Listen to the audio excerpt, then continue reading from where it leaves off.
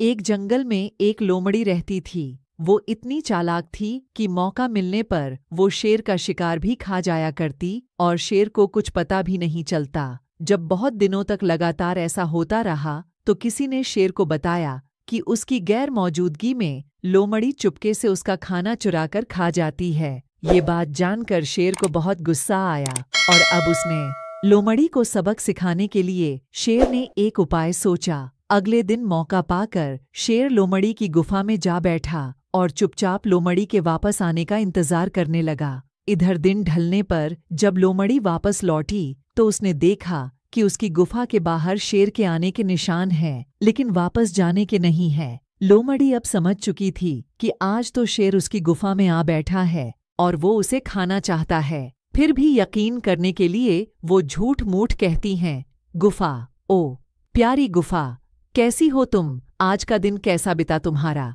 लेकिन गुफा की तरफ से कोई जवाब नहीं मिला, क्योंकि गुफा कभी इस तरह जवाब नहीं देती थी जो भला आज देती। लोमड़ी फिर कहती है, मेरी प्यारी गुफा, रोज रोज जब मैं घर वापस आती हूँ तो तू मुझसे बातें करती है, लेकिन आज तुम मेरी बात का कोई जवाब भी नहीं दे रही हो। ऐसा क्यों? क्या तुम मुझसे नाराज हो?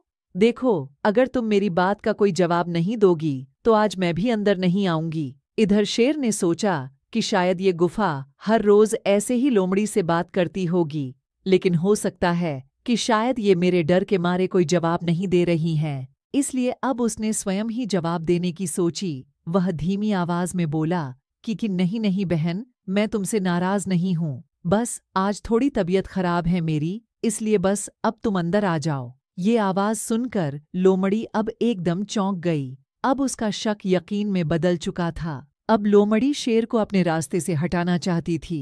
उसने एक प्लान बनाया। उसने जल्दी से बहुत सारे सूखे झाड़ और लकड़ियां इकट्ठी कीं और उनको गुफा के द्वार पर लगाकर उसमें आग लगा दी। इस प्रकार आग की भयानक लपटों में जलकर शेर मर गया। सबक: अपने दुश्मनों से हमेशा सतर्क रहो। तो दोस्तों, आपको यह कहानी कैसी लगी हमें कमेंट करके ज़रूर बताएं और वीडियो को लाइक, शेयर एंड सब्सक्राइब करें। धन्यवाद।